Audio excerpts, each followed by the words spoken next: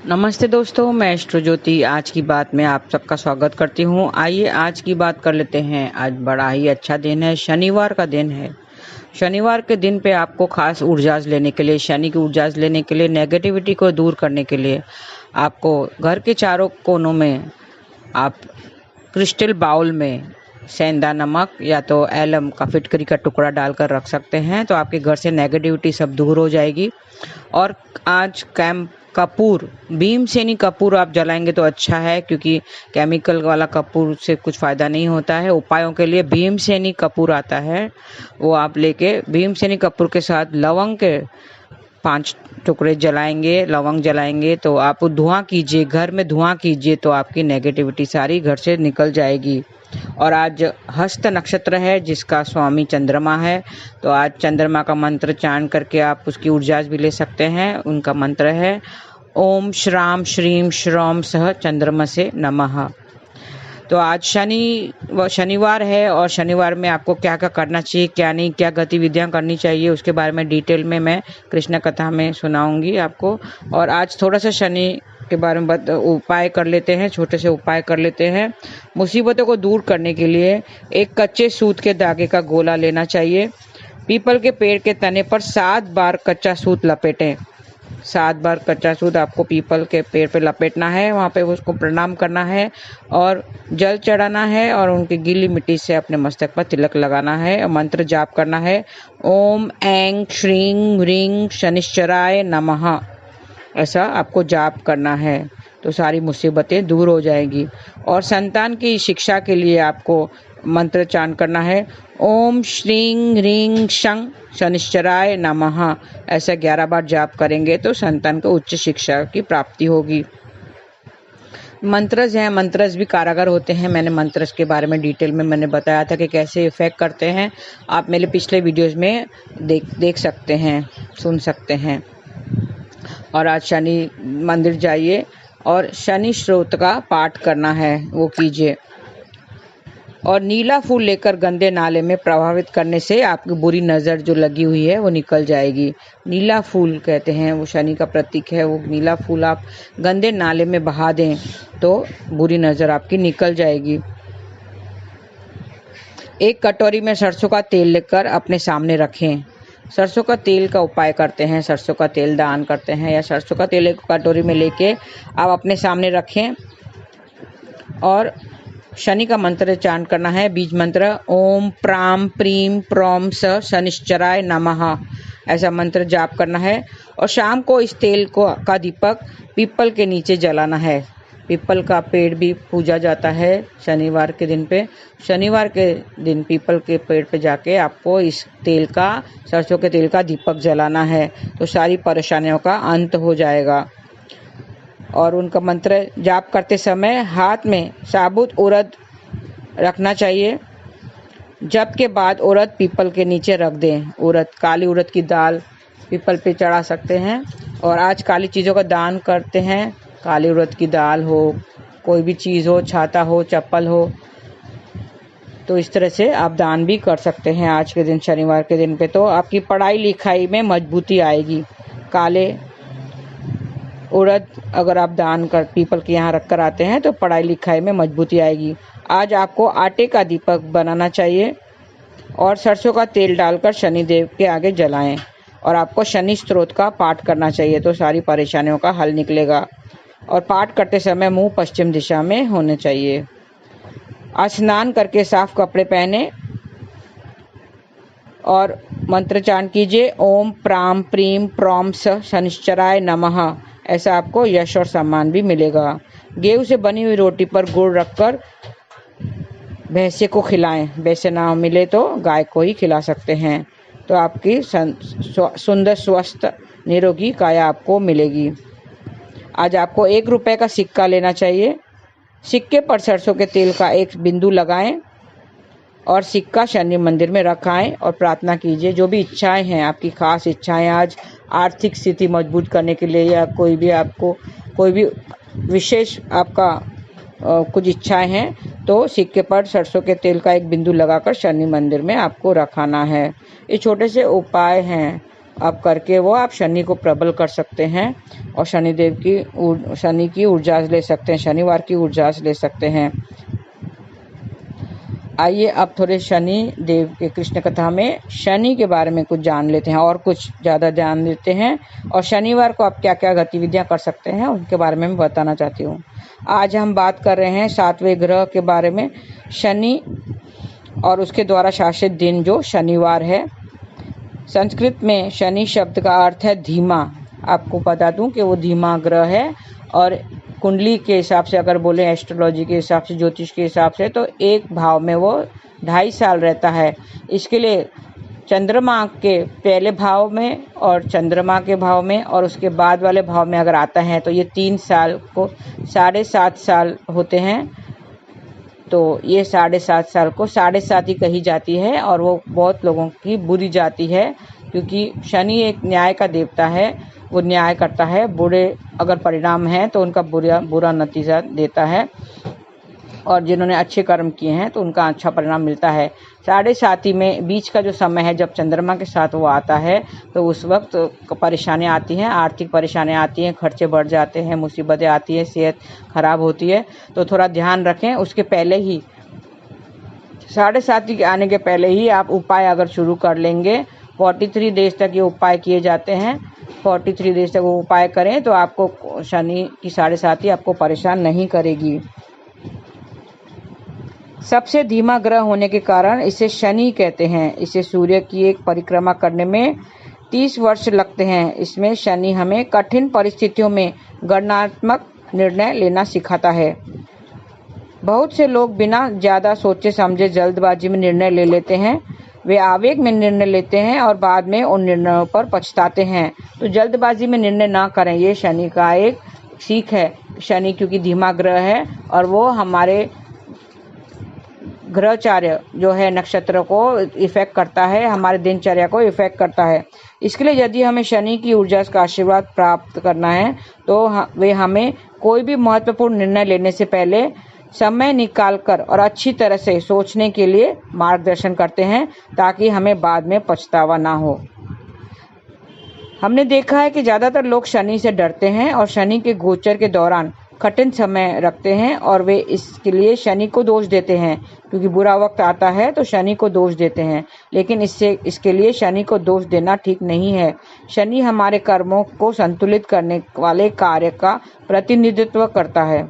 हमने अपने पिछले जन्म या इस जन्म में जो भी कर्म संचित किए हैं, उनका परिणाम हमें शनि के गोचर के दौरान भुगतना पड़ता है।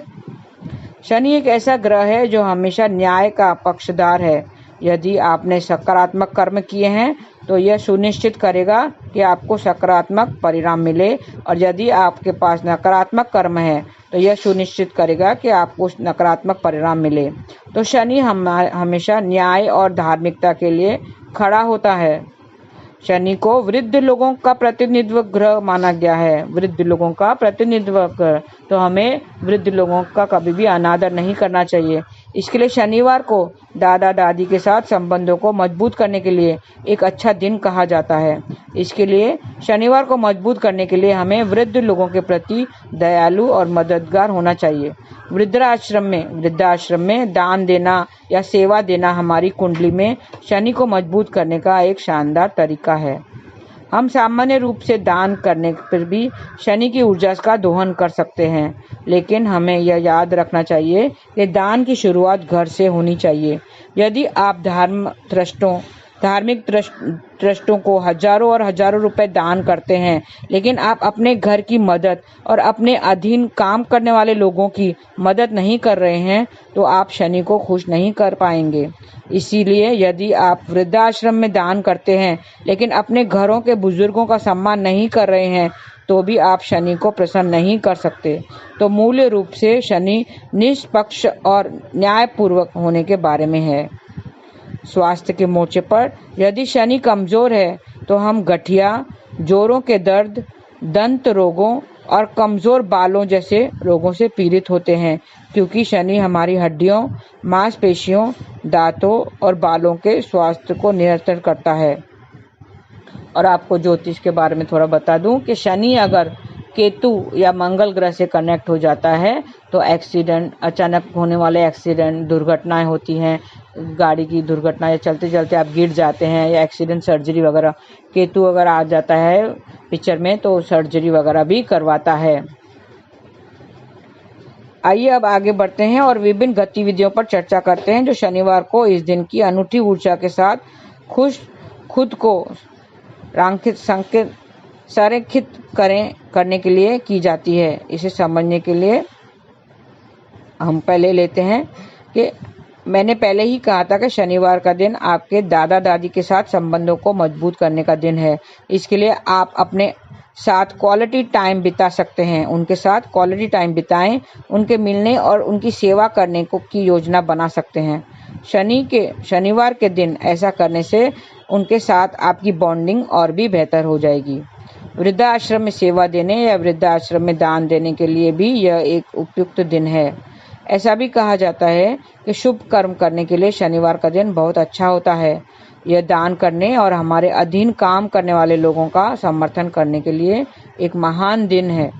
यदि आप अपने गृह सहायक और कर्मचारियों के कल्याण के लिए कुछ करना चाहते हैं तो शनिवार को करें। इससे यह सुनिश्चित होगा कि वे लंबे समय तक आपकी सेवा को प्रामाणिक रूप से जारी रखेंगे। ऐसा कहा जाता है कि ऋणम के लिए शनिवार सबसे अच्छा दिन है, जिसका अर्थ है यदि आप किसी से या किसी बैंक से ऋण लेना चाहते हैं तो ऐसा करने के लिए शनिवार का दिन सबसे अच्छा है। यह आसानी से स्वीकृत हो जाएगा और आप आसानी से वापस भी कर सकेंगे।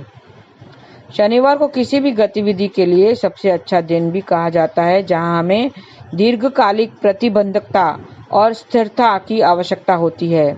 इसके लिए व्यापार साझेदारी शुरू करना, लंबी अवधि के अनुबंधों पर हस्ताक्षर करना, विवाह पंजीकरण आदि के लिए यह एक अच्छा दिन है।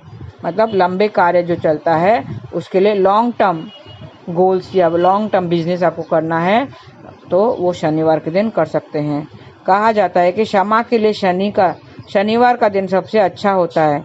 इस दिन की अनोखी ऊर्जा ऐसी है कि इसके आपके लिए दूसरे लोगों को माफ़ करना आसान हो जाएगा, और अगर आप दूसरों से माफ़ी मांगना चाहते हैं तो भी आपको इससे शनिवार के दिन ही करना चाहिए।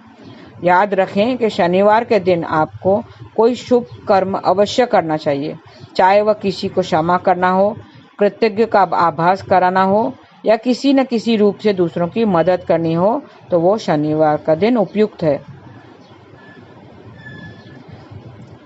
शनिवार की ऊर्जा का दोहन करने के लिए और शनि ग्रह का आशीर्वाद प्राप्त करने के लिए हमें मंत्रों की मदद लेनी चाहिए और श्लोक उपचार करना चाहिए। इसमें शनि स्तोत्र का पाठ जरूर करना चाहिए। शनिवार के दिन पे कम से कम 3 बार पाठ करना चाहिए और शनि मंत्र का जाप करें जो मैंने बताया था। बीज मंत्र है ओम प्राम प्रीम प्रौम सह शनिश्चराय नमः। तो ये थी थोड़ी सी शनि की बातें। तो शनि से डरना नहीं चाहिए। लोग शनि से डरते हैं, शनि की ढैया आती है या 7:30 आती है, वो ज्योतिष के हिसाब से वो ऐसी टाइम रहता है जब वो चंद्रमा से कनेक्ट होता है, चंद्रमा के आगे पीछे होता है या चंद्रमा से चौथे भाव में होता है। तो थोड़ा सा बुरा परिणाम जरूर आता है, स्वास्थ्य में उतार चढ़ाव आता है, स्वास्थ्य बिगड़ जाता है।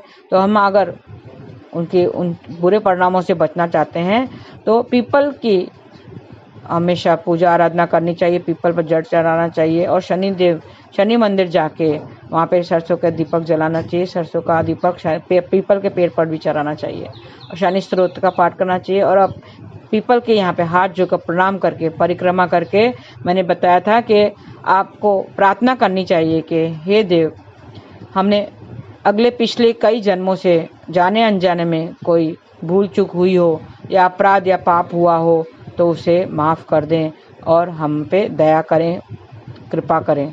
तो इस तरह से आपको शनि से प्रार्थना करनी है तो ताकि आपको जो भी जाने अनजाने में भूल चूक हुई हो, किसी भी तरह की आपने अपराध या किसी भी तरह का पाप किया हो, गलती की हो, तो उससे आपको माफ़ी मिल जाए तो आप फिर उसके बुरे परिणामों से बच सकेंगे, चाहे वो 7:30 हो या फिर दैया हो। और आपको पता है ये मंत्रों का तो सिलसिला चालू ही रहता है और नाम जप करते रहना है आपको दिन भर। हरे कृष्णा कृष्ण कृष्ण हरे हरे, हरे राम राम राम हरे हरे। तो थोड़ा सांसारिक इन सब गतिविधियों से दूर रहकर आप थोड़ा नाम जाप, मंत्र जाप, कीर्तन, प्रभु नाम जाप करना है, कीर्तन करना है, सत्संग से जुड़े रहना है और कुछ दान, मंदिर, गुरु और गाय की सेवा जरूर करनी है। किसी भी तरह आप सेवा, दान कई तरह के होते हैं, श्रम दान होता है, धन दान होता है, सेवा दान होता है, कपड़ों का दान, वस्त्र दान, किसी भी चीज़ का दान, जो भी आपको अधिक लगे, आपके पास अधिक है, आपको तो भगवान की कृपा है, अधिकता हर चीज़ में दी हुई है, चाहे धन हो, कपड़े हों, तो आपको वो बांटना चाहिए दूसरों को। जो गरीब है, निर्धन है, उनको ज़रूर आपको दान करना चाहिए और उसके लिए शनिवार का दिन बहुत ही अच्छा है। तो ये थी आज की बातें। आपका दिन शुभ रहे। धन्यवाद। हरे कृष्णा।